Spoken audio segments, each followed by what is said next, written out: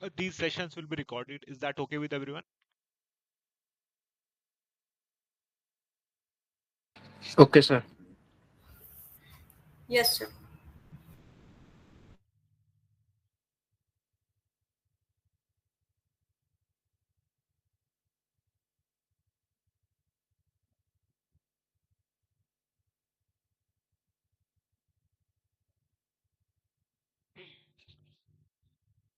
So currently, we can see a table here in which values for different road types are mentioned, like for EW, that is expressway, national highway, state highway, major district road, other district road, village road, urban road, hill road, or temporary diversion road. So, while working in company, a project can come from any road type. It could be an expressway project, it could be an urban road project. So, if we have these values ready with us, अगर हमारे पास ये सारी values ready होंगी पहले, तो हम इनका use करके जस्ट सिविल 3D में हमें एंटर करना है और हमारा डिजाइन रेडी हो जाए। अगर हम वैल्यूज पहले नोट नहीं करेंगे तो क्या है कि बार बार हमें आईआरसी कोड रेफर करना पड़ेगा।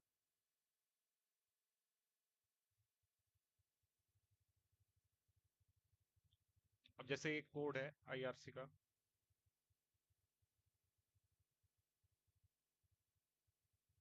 ये रोड ड्रेनेज का कोड है IRC SP42। तो इसमें अब जो सारा पार्ट है वो हमारे काम का नहीं है। जैसे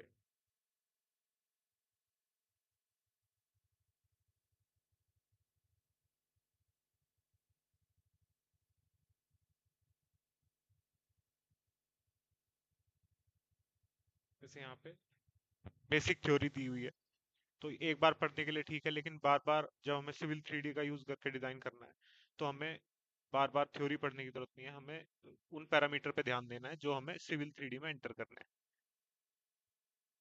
तो उन्हें एंटर करने से पहले अगर हम एक टेबल इस तरह का बना लें, ज्यादातर पैरामीटर इसमें है, और भी इसको एक्सटेंड करेंगे बाकी रोड टाइप्स के लिए या बाकी पैरामीटर जो हमें मिलते हैं आईआरसी कोड में, इसे एक्सटेंड करके हम रेडी रखेंगे।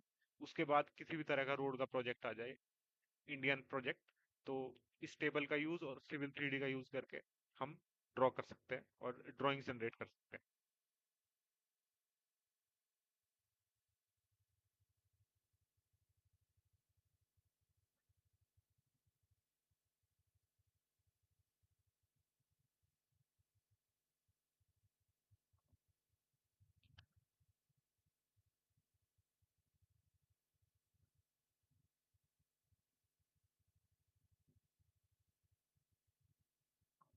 Let's import the survey data.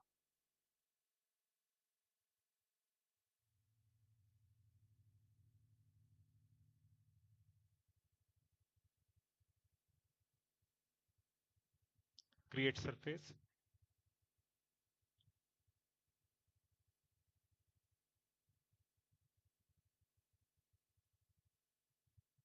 We will go to surface properties and we will rename it to existing ground.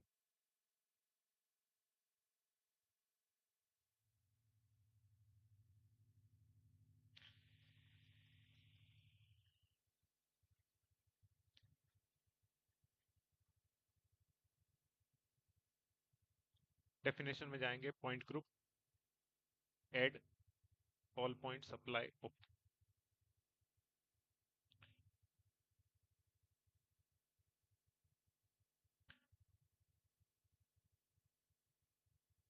Siddharth, can you tell me how to make it visible, as the surface data is not visible on screen even after giving the surface definition?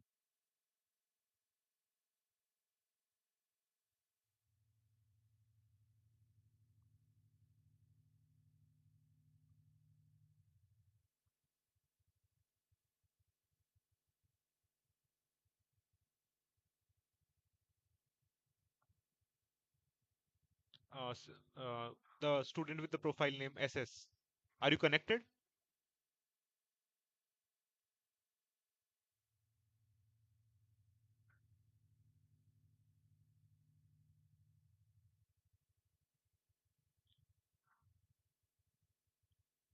Okay, Sanjeevani, you can tell me.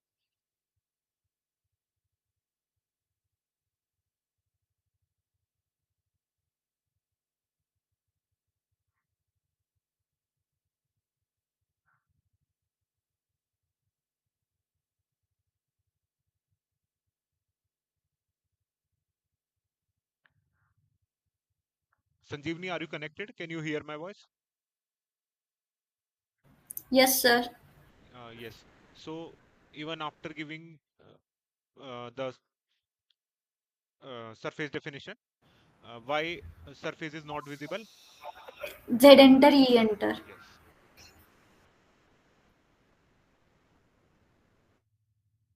Yes. Yes.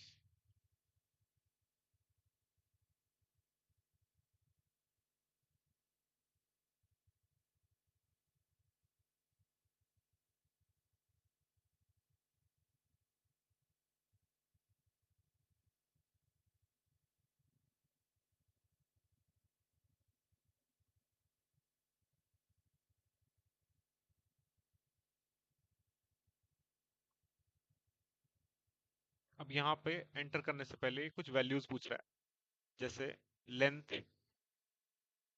Spiral इन की और spiral out की। तो इसका मतलब ये पूछ रहा है लेंथ ऑफ ट्रांजिशन कर्व। अब ये चीजें हमें निकालनी पड़ेंगी कोड से।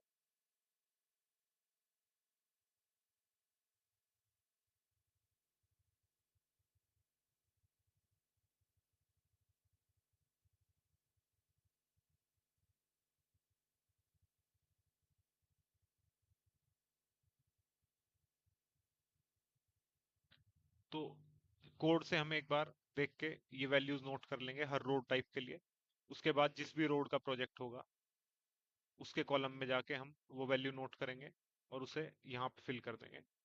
जैसे फॉर एग्जांपल 150 आती है, चेक करके 150 या 300, वो हम ट्रांजिशन लेंथ एंटर कर देंगे, ओके क्लिक करेंगे। सर मेरा एक डाउट था। यस। आप जो स्पाइरल इन स्पाइरल आउट का जो वैल्यू पुट किए वो क्या टेबल से लिए या अपने आप से पुट किए? स्पाइरल इन स्पाइरल आउट के लिए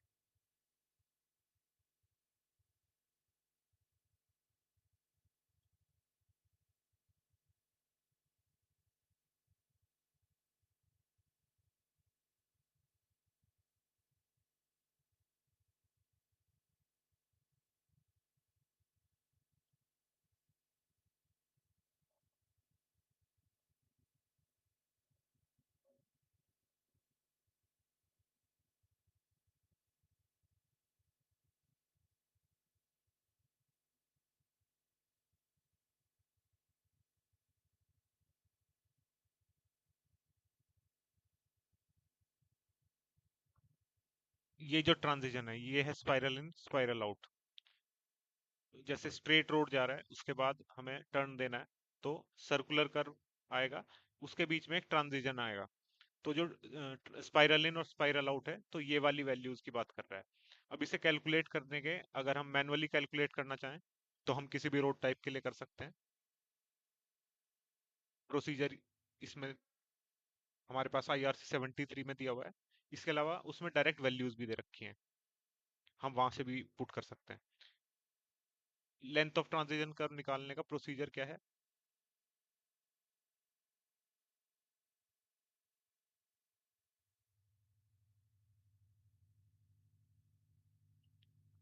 IRC 73 में जाएंगे, इसमें लेंथ ऑफ ट्रांजिशन कर्व दे रखा है टॉपिक।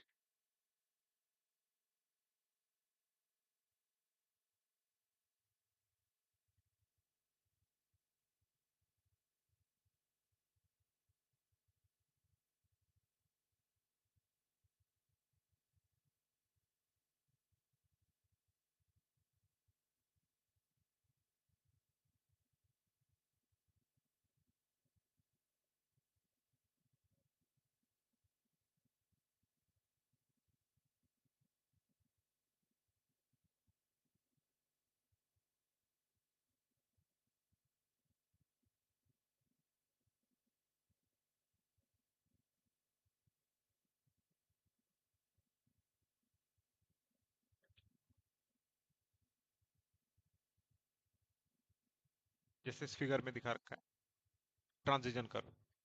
तो इसको कैलकुलेट करने के लिए इस कोड में 3 फॉर्मूले दे रखे हैं।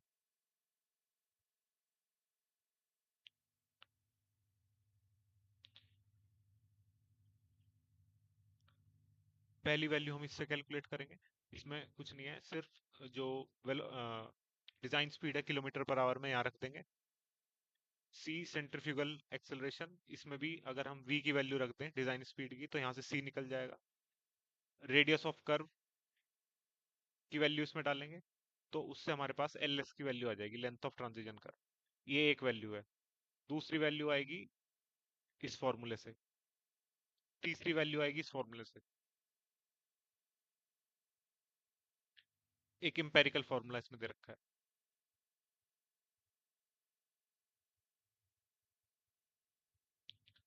उन तीनों में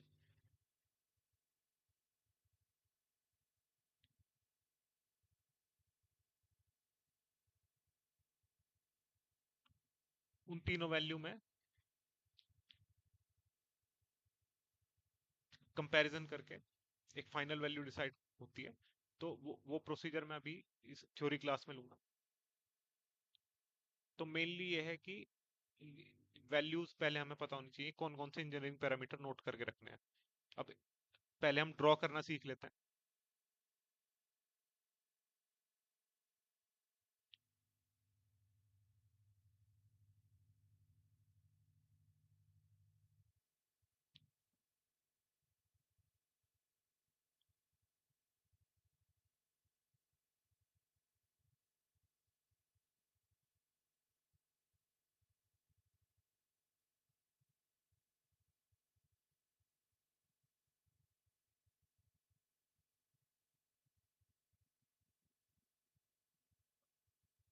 यहाँ तक सबको क्लियर है या नहीं? सब यहाँ तक प्रोफाइल क्रिएट कर सकते हैं अपने आप से या नहीं? Yes, sir. Yes, sir. Yes sir.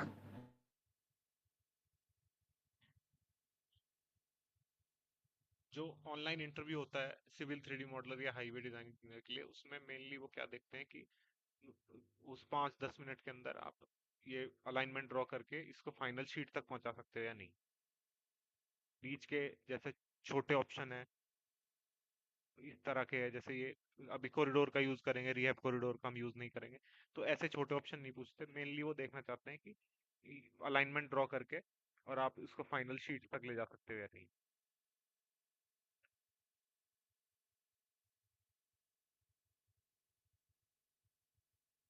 तो प्रोफाइल पे क्लिक करेंगे, profile creation tools.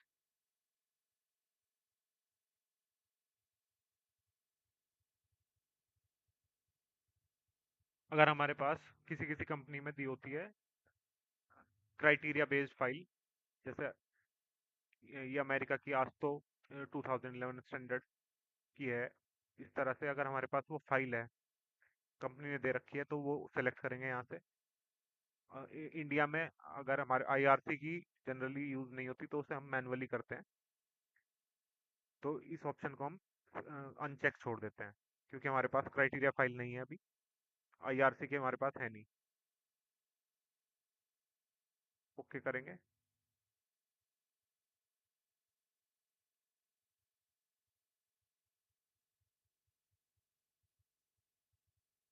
Draw tangent with curve starting point.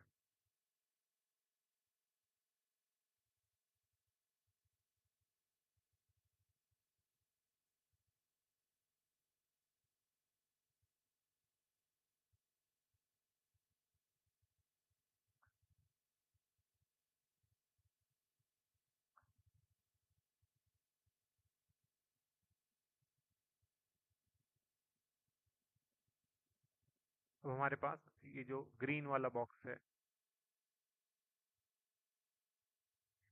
ये जो ग्रीन वाला ऑप्शन है प्रोफाइल ग्रिड व्यू, इस पर क्लिक करेंगे तो हमारे पास ये सारे जितने भी इंटरसेक्शन पॉइंट्स हैं उनके elevation in grade out grade, यानी स्टार्टिंग में कितना ग्रेड है और एंडिंग में कितना ग्रेड है, जो भी हमारे कर्व्स हैं उनकी सारी इंजीनियरिंग वैल्यूज इस टेबल में हमें मिल जाएंगी।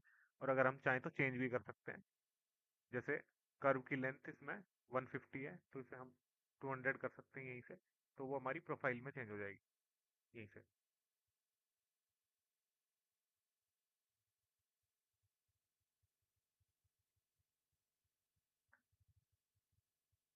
इसके अलावा जैसे हम इस वर्टिकल अलाइनमेंट प्रोफाइल पे लेफ्ट क्लिक करते हैं, तो इसमें एक आता है प्रोफाइल प्रॉपर्टीज का ऑप्शन।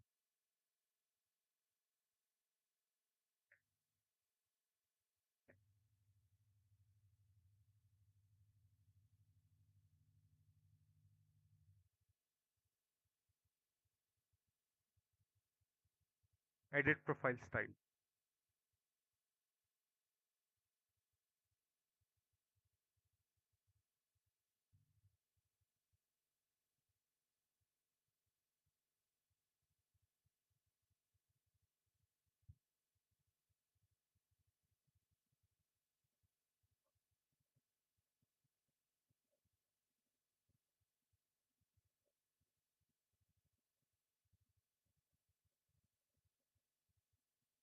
अब इसमें हम जाएंगे डिस्प्ले पे।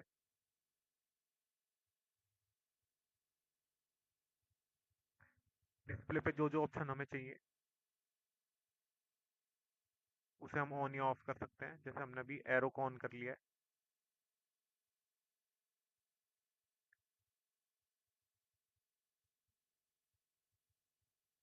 Apply, okay. और भी अगर हमें ये वैल्यूज वगैरह इनके डिस्टेंसेस अगर एडिट करने हैं,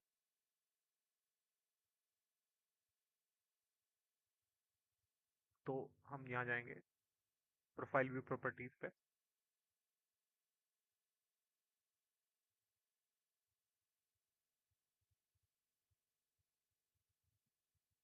बैंड्स पे जाएंगे।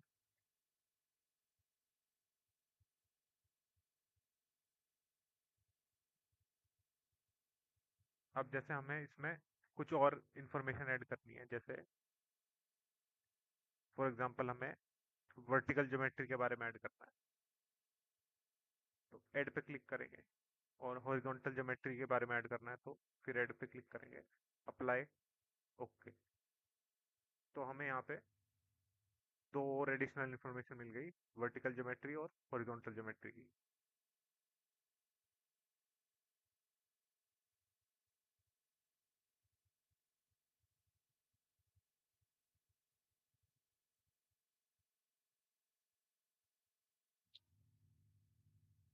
हेलो, मैं अभी क्लास में नहीं नहीं।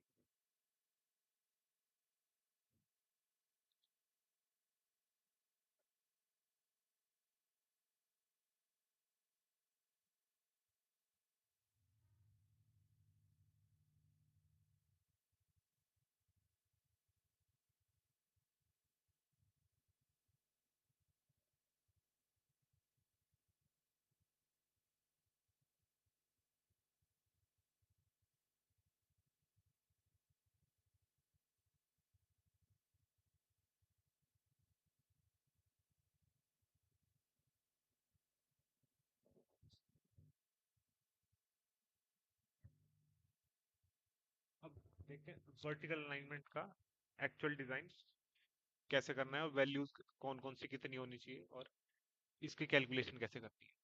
तो वर्टिकल अलाइनमेंट में आते हैं वर्टिकल कर्व्स और ग्रेडियंट्स। यानी जैसे एक रोड का लेवल ये है, दूसरे रोड का लेवल ये है, तो इन्हें कनेक्ट करना है तो हम डायरेक्ट स्ट्रेट लाइन से कनेक्ट कर देंगे, तो ऐसे कार आएगी, यहाँ पे सीधा कोलिजन हो जाएगा। इससे अच्छा है कि हम एक यहाँ पे कर्व प्रोवाइड करें, फिर ग्रेजुअल दूसरा कर्व प्रोवाइड करें, तो जिसके थ्रू व्हीकल का मूवमेंट पॉसिबल होता है। तो अब ग्रेडियंट क्या होता है? रेट ऑफ राइज और fall along road with respect to horizontal.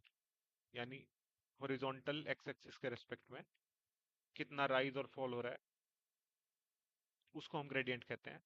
इसको एक्सप्रेस करते हैं 1 in n में या n% में, जैसे 2%, 3%।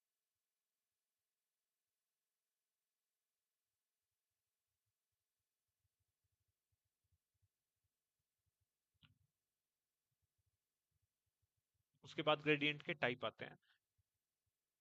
पहला होता है रूलिंग ग्रेडियंट। जैसे हमें यहाँ पर रोड बनाना है और यहाँ पर कोई हिल है, तो हम चाहेंगे कि हम यहाँ से बिल्कुल स्ट्रेट बढ़िया रोड प्रोवाइड करें और ये सारा हिल को कटिंग में ले लें। लेकिन इससे क्या होगा, कॉस्ट इंक्रीज हो जाएगा बहुत ज़्यादा। तो जितना हम बिना किसी कॉस्ट कंसिडरेशन के प्रोवाइड करना चाहते हैं, वो होता है रूलिंग ग्रेडियंट, जो हम ट्राई करते हैं कि ऐसा हो जाए, लेकिन कॉस्ट बहुत ज़्यादा हो जाएगा ऐसा करने से। तो इसलिए हम क्या करते हैं, लिमिटिंग ग्रेडियंट प्रोवाइड करते हैं, जिससे कि ज़्यादा ह्यूज कॉस्ट ना हो। तो इससे कुछ कम खर्चे पे अगर हम थोड़ा ज़्यादा ग्रेडियंट भी प्रोवाइड करते हैं तो वो लिमिटिंग ग्रेडियंट होगा। और अगर हमारे पास अनअवॉइडेबल सिचुएशन है तो हमें एक्सेप्शनल ग्रेडियंट प्रोवाइड कराना पड़ेगा। अब इसमें एक कंडीशन है कि length of exceptional gradient 100 meter से ज़्यादा नहीं होनी चाहिए। यानी अगर हमें बहुत स्टीप ग्रेडियंट प्रोवाइड करना पड़ रहा है तो ये सिर्फ 100 मीटर तक प्रोवाइड करेंगे, उसके बाद फिर नॉर्मल ग्रेडियंट, फिर 100 मीटर, फिर नॉर्मल ग्रेडियंट, ऐसे करके जहाँ पर लैंड की बहुत कमी हो वहां पर हम इसका यूज करते हैं। इसके बाद आता है मिनिमम ग्रेडियंट। मिनिमम ग्रेडियंट क्या है, जैसे ये रोड का क्रॉस सेक्शन है और यहाँ पे रेनफॉल हुआ, रेनफॉल के बाद पानी फ्लो के रोड के साइड्स पे आ गया। तो अगर हम रोड को स्ट्रेट बना दें, कोई ग्रेडियंट ना दें, तो पानी वहीं रहेगा। तो इसलिए हमें एक मिनिमम वैल्यू ग्रेडियंट की आईआरसी ने दे रखी है, उतना प्रोवाइड करना ही पड़ता है ड्रेनेज के लिए, जिससे कि जो पानी इन ड्रेन्स में आया है वो किसी एक डायरेक्शन में फ्लो कर जाए, रोड पे जमा ना रहे।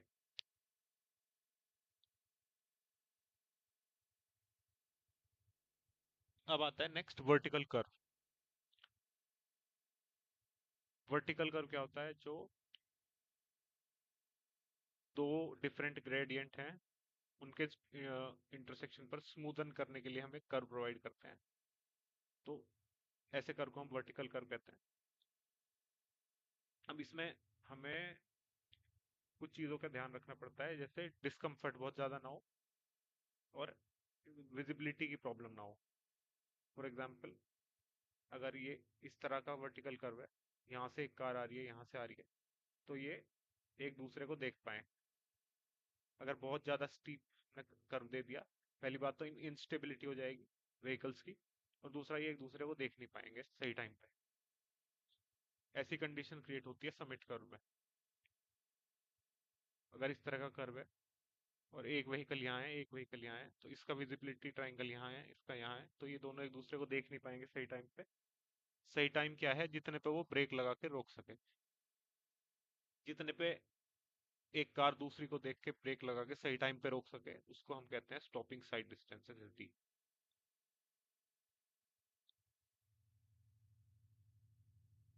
तो दो टाइप के वर्टिकल कर्व होते हैं वर्टिकल लाइन में, समिट कर्व और वैली कर्व। तो जिसमें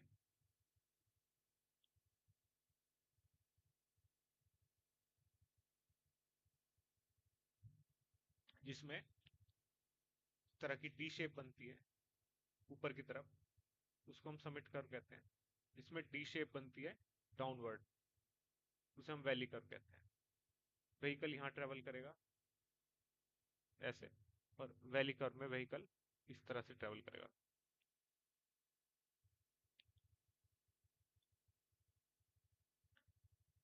अब देखते हैं समिट कर्व या क्रेस्ट कर्व भी बोलते हैं।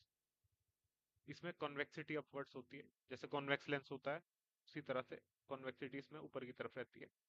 या कॉन्केविटी अगर कहें तो कॉन्केव लेंस इस तरह का होता है, कॉन्केविटी इसमें डाउनवर्ड्स होती है, नीचे की तरफ। अब इसमें प्रेफर्ड शेप दे रखी है आईआरसी में स्क्वायर पैराबोला। तो जब हम इसकी सेटिंग एडिट करेंगे सिविल 3D में, तो हमें वहां पर ध्यान रखना है कि कौन से केस में स्क्वायर पे पैराबोला लेना है, किस केस में क्या लेना है, वो टेबल देखेंगे हम आईआरसी के अंदर।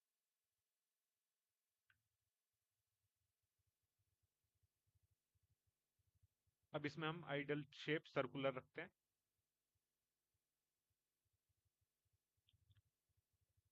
समिट कर्व में जनरली डिस्कम्फर्ट की प्रॉब्लम नहीं होती, क्योंकि अगर कार यहाँ पर है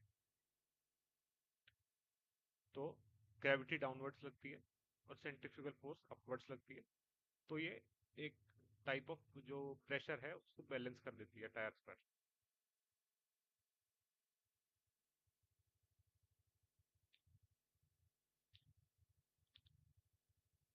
अब नेक्स्ट आता है हमारा डेविएशन एंगल, एन से डिनोट करते हैं डेविएशन एंगल को। तो अगर इस तरह से रोड है, ये इसका ग्रेडियंट है n1% प्लस का, ये +2% हो सकता है, और दूसरा ग्रेडियंट है -n2%, सो ये -1% हो सकता है। तो डेविएशन एंगल क्या होगा, इनका algebraic difference n1 minus n2, यानी n1 है +2 माइनस n2 है -1, तो ये हो जाएगा पॉजिटिव, ये 3 आ जाएगा। इसी तरह से दूसरी सिचुएशन हो सकती है +n1 +n2 की, तीसरी कंडीशन हो सकती है +n1 और 0 की, फोर्थ कंडीशन हो सकती है -n1% और -n2%। तो इस लाइन को एक्सटेंड करेंगे और इस लाइन को एक्सटेंड करेंगे, ये जो एंगल बनेगा इसको डेविएशन एंगल कहते हैं। प्लस का साइन यूज करेंगे असेंडिंग के लिए और माइनस का यूज करेंगे डिसेंडिंग के लिए।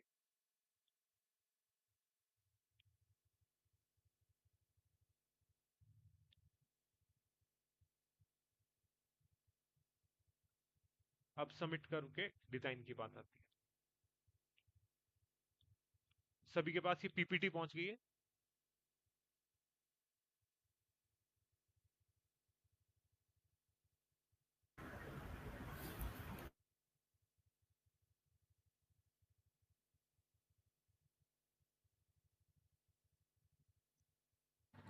Yes sir.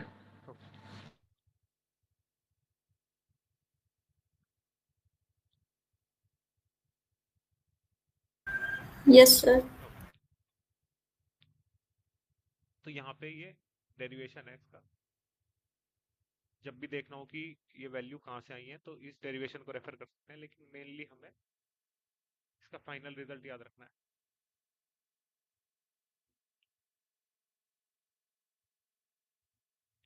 ये है इसका final result. Length of summit curve की वैल्यू आती है NS² divided by 2 into square root of height of eye plus square root of height of object.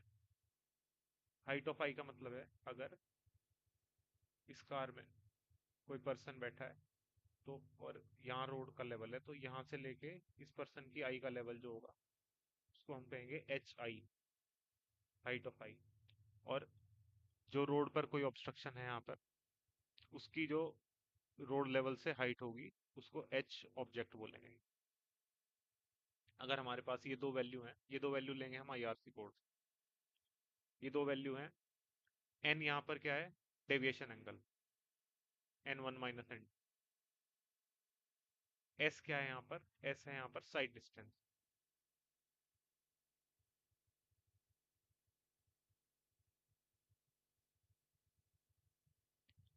तो ये वैल्यूज हम इसमें रख देंगे तो हमारे पास लेंथ ऑफ समिट कर्व की वैल्यू आ जाएगी। ये वैल्यू हम सिविल 3D में रख देंगे।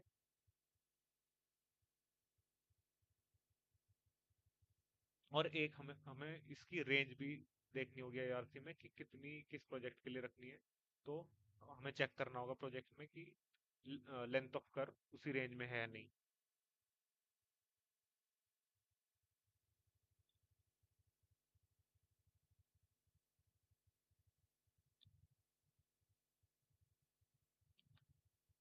साइड डिस्टेंस की के टाइप होते हैं stopping side distance SSD, intermediate side distance, overtaking side distance.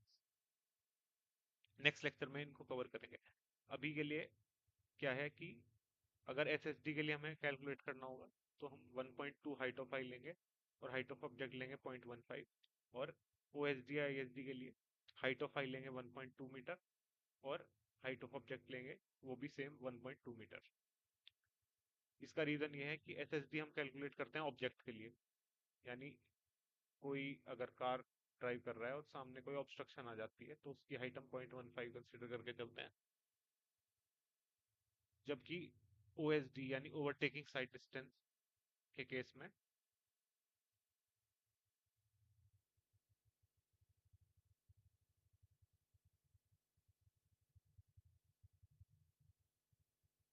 Overtaking side distance के केस में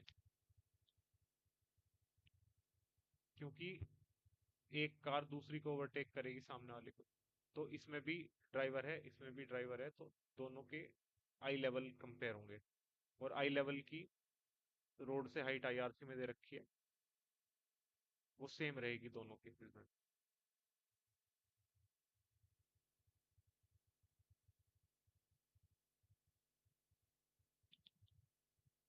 तो 1.2 1.2 वैल्यू लेंगे।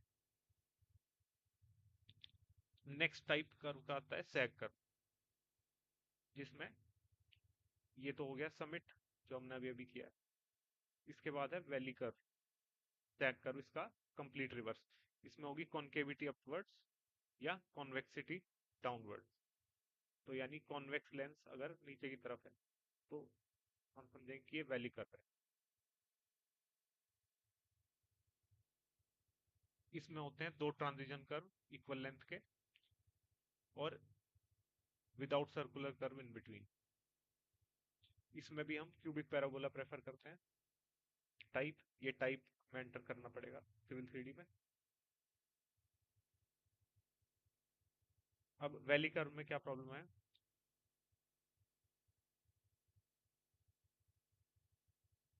अगर कोई व्हीकल वैली कर्व से जा रहा है तो सेंट्रीफ्यूगल फोर्स और ग्रेविटी दोनों डाउनवर्ड एक्ट करती हैं, जिस वजह से फोर्सेस बैलेंस नहीं हो पाती और एक डिस्कम्फर्ट महसूस करता है जो भी उस कार के अंदर होगा, जो भी पैसेंजर और ड्राइवर दोनों को डिस्कम्फर्ट महसूस होता है।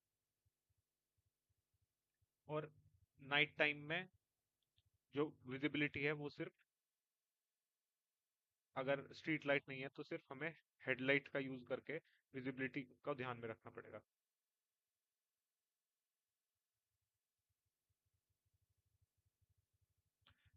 लेंथ ऑफ वैली कर्व का डेरिवेशन हम कंफर्ट और एसएसडी दो कंडीशन को लेकर करते हैं।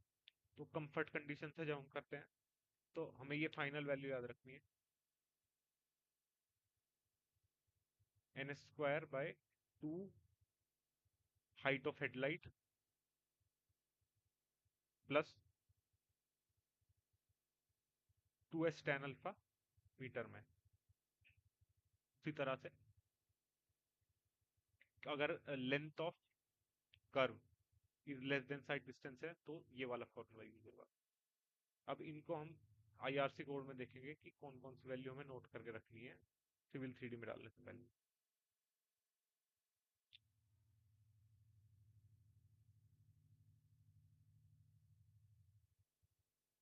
ये पार्ट है हॉरिजॉन्टल अलाइनमेंट का। जो हमने कल हॉरिजॉन्टल अलाइनमेंट की थी उसमें देखा था कि पहले एक स्ट्रेट होगा, उसके बाद ट्रांजिशन कर, फिर सर्कुलर कर, फिर ट्रांजिशन कर, फिर स्ट्रेट। तो इसमें कुछ टर्मिनोलॉजीज हैं जो हमें सिविल 3D की ड्राइंग में देखने को मिलती है।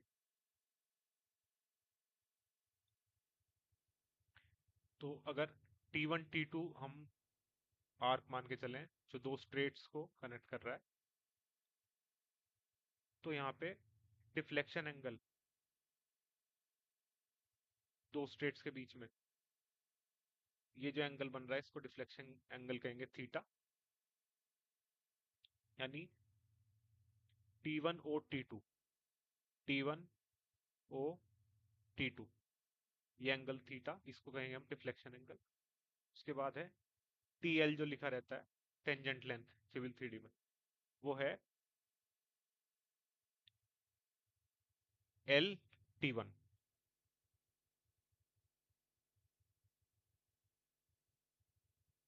Equal to LT2। उसके बाद कर्व लेंथ T1 T2 ये जो लेंथ है इसको हम कर्व लेंथ बोलते हैं, CL से लिखा रहता है सिविल 3D में।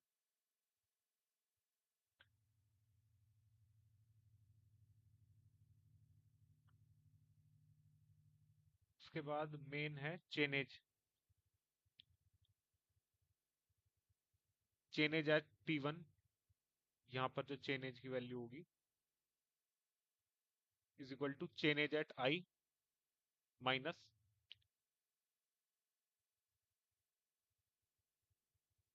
T1L, that is tangent length.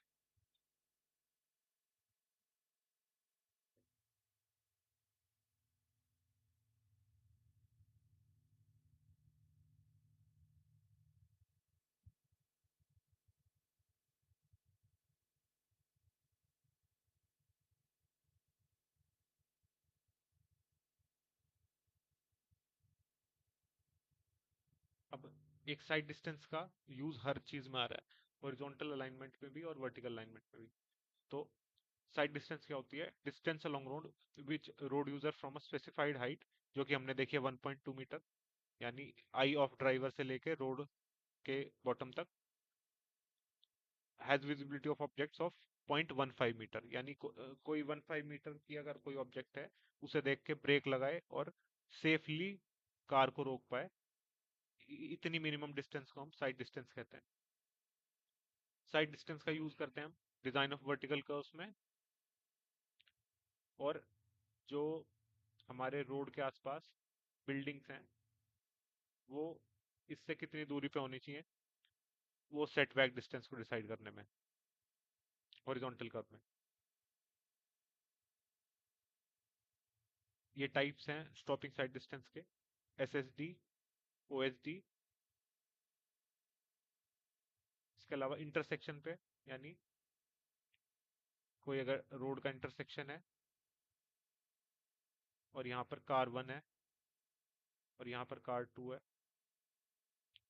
तो ये एक दूसरे को सही टाइम पे देख पाए और ब्रेक लगा पाए, उतनी हमें SSD प्रोवाइड करनी होती है इंटरसेक्शन पे।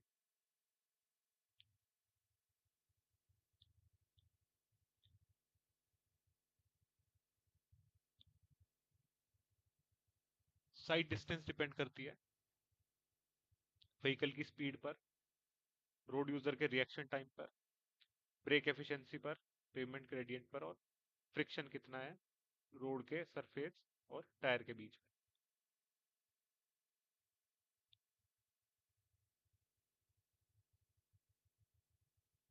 जैसे जैसे व्हीकल की स्पीड इंक्रीज करती है तो साइड डिस्टेंस की रिक्वायरमेंट इंक्रीज करती है। Can anyone tell me the reason why it happens?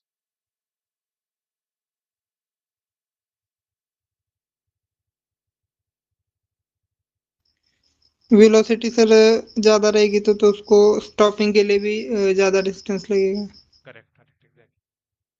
जितनी ज्यादा तेज स्पीड में गाड़ी ट्रेवल कर रही होगी, ब्रेक लगाने के बाद रुकने में उतनी ज्यादा दूरी तक स्किड करती हुई जाएगी।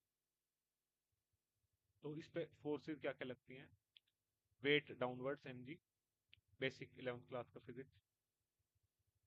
नॉर्मल रिएक्शन ऊपर की तरफ, v जिस वेलोसिटी से ये कार मूव कर रही है यहाँ पे है v=v, और ब्रेक लगाने के बाद हो जाएगी इनिशियल, फाइनल हो जाएगी 0, complete rest. Frictional force equal to coefficient of friction into w।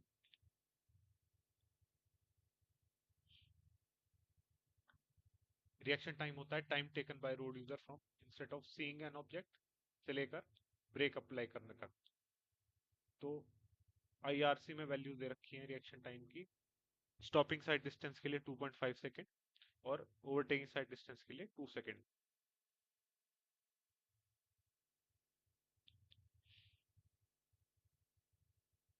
उसके बाद ब्रेक एफिशिएंसी आती है। ब्रेक जैसे हम अप्लाई करते हैं तो कंप्लीटली वो 100% एफिशिएंट नहीं होता, यानी जितना ब्रेक अप्लाई किया है उतना नहीं रुकती कार, उससे कुछ कम रुकती है।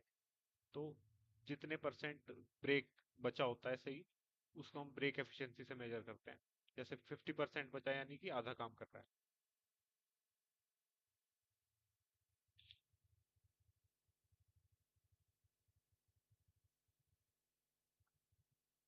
इसके बाद पेमेंट ग्रेडियंट है, जैसे किसी ग्रेड पर अगर पेमेंट है तो साइड डिस्टेंस की रिक्वायरमेंट कैसे चेंज होगी वो हम नेक्स्ट फॉर्मूले में देखते हैं।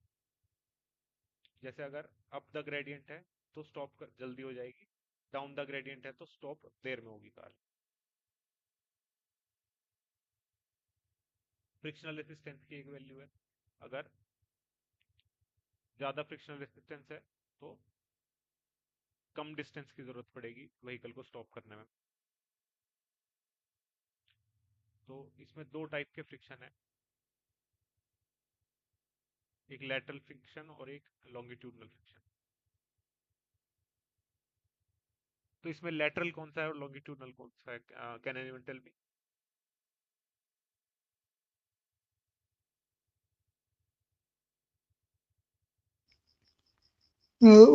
along the length yes, along the length.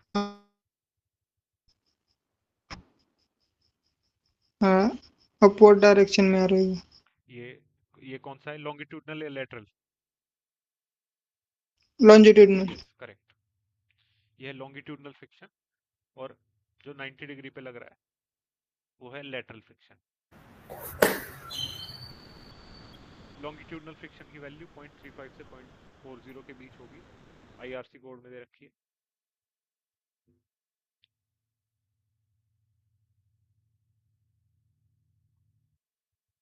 Stopping side distance वही है, instant of seeing an object से लेकर ब्रेक लगाने के बीच में जो टाइम स्पेंड होता है उसमें जितनी कार ट्रेवल करती है।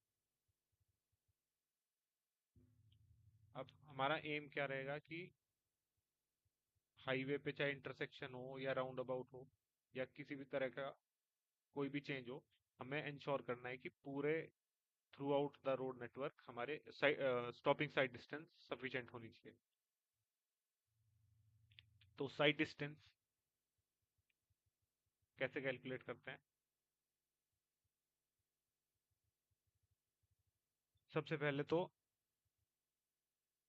जैसे ही ऑब्जेक्ट किसी ऑब्स्ट्रक्शन को देखा और ब्रेक अप्लाई किया तो सोचने में टाइम लग जाएगा, तो उसे हम कहेंगे लैग डिस्टेंस, उसमें जितनी दूर कार ट्रेवल कर जाएगी। उसके बाद ब्रेक अप्लाई किया इस पॉइंट पे और यहाँ से यहाँ तक ब्रेक लगाने के बाद भी कार कुछ देर ट्रेवल करती है, तो वो ब्रेकिंग डिस्टेंस में काउंट करेंगे हम। तो ये जो कंप्लीट जो डिस्टेंस ट्रेवल हुई उसको हम कहेंगे स्टॉपिंग साइड डिस्टेंस। डिस्टेंस होता है वेलोसिटी इनटू टाइम, तो वेलोसिटी हो जाएगी डिजाइन स्पीड, मीटर पर सेकंड में रखेंगे। अगर स्मॉल वी है तो मतलब मीटर पर सेकंड की बात हो रही है, और कैपिटल वी है तो किलोमीटर पर आवर की बात हो रही है। इस फॉर्मूले में अगर हम किलोमीटर पर आवर में रख देंगे तो ये गलत रिजल्ट देगा। टाइम क्या होगा, टाइम यहाँ पर होगा रिएक्शन टाइम। अगर हम लैग डिस्टेंस की बात करें तो जो कि 2.5 सेकंड दे रखा है यार से, तो हम इसमें रख देंगे 2.5 सेकंड। यहाँ से हमारे पास आ जाएगी lag distance v into T. अब नेक्स्ट है ब्रेकिंग डिस्टेंस। ब्रेकिंग डिस्टेंस के लिए पहले फोर्सेस का इन्वेस्ट करेंगे, W लगेगा mg downwards, react normal reaction upwards, तो R इक्वल टू हो जाएगा mg के फर्स्ट इक्वेशन, और फोर्स ऑफ फ्रिक्शन होती है डायरेक्टली प्रोपोर्शनल टू R, या force of friction equal to होती है coefficient of friction into R के बराबर। तो वो R की वैल्यू है mg, तो F इक्वल टू हो जाएगा F इंटू एम जी, या किसी किसी बुक में लिखा रहता है म्यू इंटू एम जी।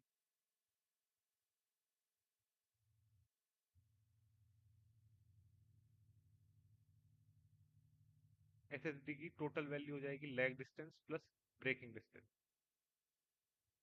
ब्रेकिंग डिस्टेंस निकालने के लिए क्या करेंगे, distance travel by vehicle after brake application. Lag distance के बाद ब्रेक एप्लीकेशन करने के बाद जितनी दूर दूर कार ने ट्रेवल किया है वो हमें कैलकुलेट करना है। तो इसके लिए हम यूज करते हैं work done in stopping the vehicle is equal to change in kinetic energy. Work done होता है फोर्स इनटू डिस्प्लेसमेंट, और काइनेटिक एनर्जी होती है हाफ m v स्क्वायर।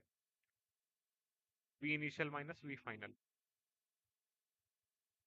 तो फोर्स इंटू डिस्प्लेसमेंट, डिस्प्लेसमेंट यहाँ पे हमने एज्यूम किया है स्मॉल एल, तो और एफ की वैल्यू हमें अभी अभी निकाल लिया म्यू एम जी या स्मॉल एफ एम जी। तो स्मॉल एफ एम जी हमने यहाँ रख दिया into L equal to half M V square. तो एल की वैल्यू यहाँ से आ गई वी स्क्वायर बाय 2 GF। तो ये आ गई ब्रेकिंग डिस्टेंस। लेग डिस्टेंस हमने पहले निकाली थी v इंटू टी के बराबर, तो टोटल हो जाएगी v into T plus V square by 2 GF। अब अगर ब्रेक 100% एफिशिएंट नहीं है, जो कि नहीं होते हैं, तो उसके लिए यहाँ पर एक टर्म ऐड करते हैं ईटा ब्रेक एफिशिएंसी के लिए। जितना अगर 50% एफिशिएंट है या 30% एफिशिएंट है, तो ये वैल्यू वहां से आएगी। तो इसके बाद G acceleration due to gravity 9.81 metre per second, T होगा टोटल रिएक्शन टाइम सेकेंड्स में, एफ होगा कोफिशिएंट ऑफ फ्रिक्शन। अब अगर single lane one way traffic है, तो एक ही कार है और एक ही ऑब्स्ट्रक्शन होगा, तो स्टॉपिंग साइड डिस्टेंस होगी 1 इंटू एस एस टी। अगर सिंगल लेन टू वे ट्रैफिक है, यानी दोनों तरफ से कार आ रही है, तो एक एस एस डी की जरूरत तो इस कार को पड़ेगी रुकने के लिए, एक एस एस डी की जरूरत इस कार को पड़ेगी। तो ये हो गया 1 SSD प्लस 1 SSD 2 SSD। तो 2 इंटू एस एस डी की हमें रिक्वायरमेंट पड़ेगी यहाँ पर सिंगल लेन में टू वे ट्रैफिक है।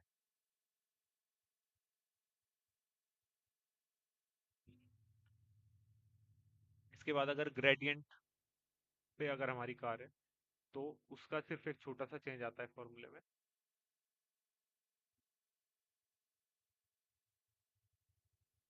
We T plus V square by 2 GF।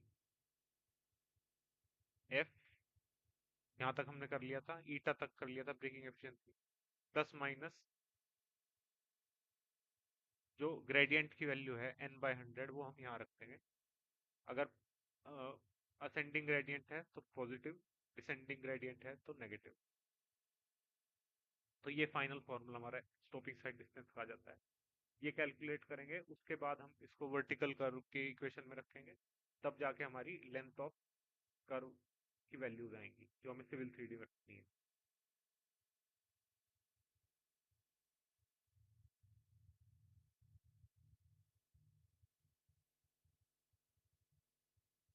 जैसे अगर कोई इंटरसेक्शन बनाएंगे हम, तो उस पर यहाँ पे एस एस डी की जरूरत यहाँ पड़ेगी D1 और यहाँ पर एस एस डी की D2। दूसरा यूज है एस एस डी कैलकुलेट करने का, जब हम हमारे प्रोजेक्ट में अगर कोई हॉरिजॉन्टल कर्व आ गया, तो जो बिल्डिंग्स होंगी हमें ध्यान रखना है अलाइनमेंट बनाते टाइम कि बिल्डिंग्स ये m डिस्टेंस पे कम से कम होनी चाहिए। अब ये m कैसे कैलकुलेट होगा, इस फॉर्मूले से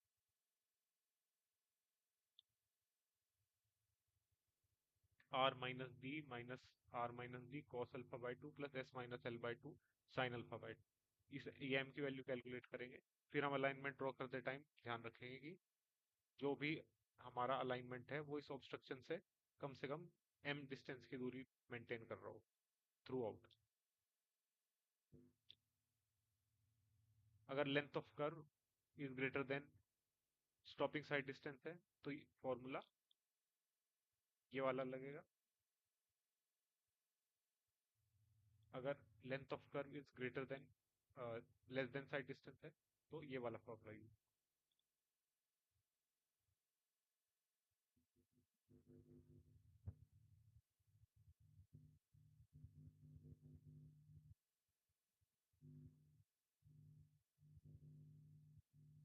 यहाँ तक किसी को कोई डाउट है?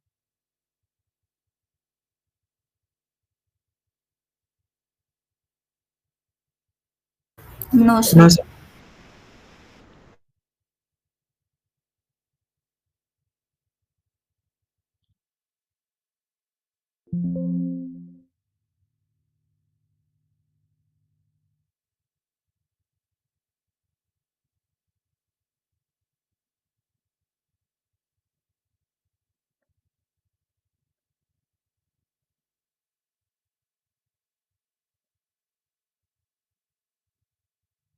पॉइंट इंपोर्ट करने से लेकर और ये इस तरह की ड्राइंग जनरेट करने तक सबको क्लियर है? Yes sir. सर जो नीचे वर्टिकल ज्योमेट्री और हॉरिजॉन्टल ज्योमेट्री आई है ना, यस। वो हमने बाद में जो प्रोफाइल क्रिएट की है ब्लू की आई या रेड की आई? वो कैसे ऐड किए? नहीं, जो हमने दो प्रोफाइल उधर क्रिएट किए हैं ना, एक ये रेड क्या लाइन है और एक ब्लू लाइन है, तो नीचे जो वर्टिकल और हॉरिजॉन्टल जो दिख रही है यस, उसमें वो कौन सा प्रोफाइल की आई है वो? ये एक जनरल व्यू दिखा रहा है कि रोड पे मतलब एक बेसिक आइडिया आ जाए ड्राइंग देखने वाले को कि यहाँ पर कहाँ पर स्ट्रेट सेक्शन जा रहा है। नेक्स्ट वीडियो में इसको कंप्लीट कवर करेंगे और कहाँ पर ग्रेडियंट स्टार्ट हो रहा है, कहाँ पर ग्रेडियंट खत्म हो रहा है, वो सब बेसिक ज्योमेट्री दिखा रहा और सर वो बैंड की अरेंजमेंट भी सिखाइए, क्योंकि हम नया पेज लेते हो तो स्टाइल चेंज हो जाती है। है। किसके अरेंजमेंट? बैंड के अरेंजमेंट, बैंड्स, या नीचे के जो बैंड्स है, या हाँ उसके अरेंजमेंट। Yes yes. क्योंकि जब हम इंटरव्यू पे जाते हैं तो उनका नया पेज होता है तो स्टाइल पूरा मिक्स हो जाता है वो मिक्स, हाँ, दोनों। इसको चेंज हाँ करना। Yes. Yes.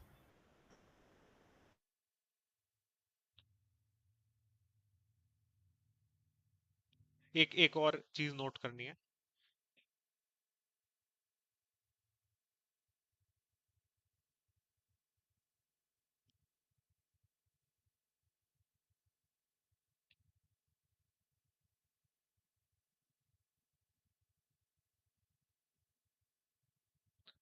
Edit drawing settings का एक ऑप्शन है। एडिट ड्राइंग सेटिंग्स पूरी अगर लाइन लिख देंगे हम और एंटर दबा देंगे तो ये पैनल ओपन हो जाएगा। तो कोई भी प्रोजेक्ट स्टार्ट करने से पहले अपने लाइन मैनेजर से या जो भी टीम लीड होंगे उनसे ये डेटा जरूर लेना पड़ेगा कि प्रोजेक्ट कहाँ पर है। पहले तो यूनिट्स हैं इसमें। यूनिट हमें मीटर में रखते हैं इंडिया में जनरली। यूएस का प्रोजेक्ट होता है उसमें फीट में होती है आस्तों में। तो यूनिट्स, स्केल हमें कितना रखना है फाइनल ड्राइंग्स का, एंगल की यूनिट किस में रखनी है, और ये जो यहाँ पे कैटेगरीज का ऑप्शन है जोन, तो जैसे इसमें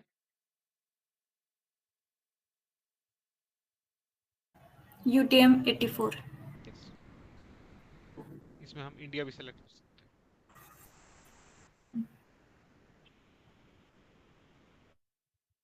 जिस भी कंट्री का प्रोजेक्ट हो उसका नाम सेलेक्ट कर लेंगे।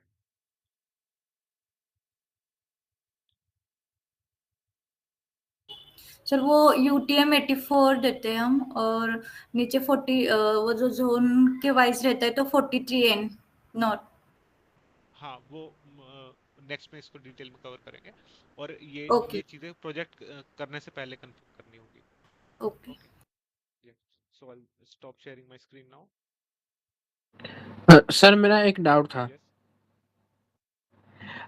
सर आप जो ब्लू लाइन ड्रॉ किए यस। और वो रेड लाइन के नीचे भी है ऊपर भी है, तो ऊपर रहेगा तो मतलब क्या है, नीचे रहेगा तो मतलब क्या है? जैसे इसमें नीचे है अभी, तो नीचे रहेगा तो मतलब ये है कि एग्जिस्टिंग ग्राउंड ऊपर है, यहाँ पर कटिंग होगी इस पूरे लैंड की। और अगर एग्जिस्टिंग ग्राउंड नीचे है और ये लाइन ऊपर है तो मतलब यहाँ पे मिट्टी भरनी पड़ेगी यानी फिलिंग होगी। तो हमारा कौन सा लाइन फाइनल है, ब्लू लाइन फाइनल है या रेड लाइन फाइनल है? Blue line is the final finish ground.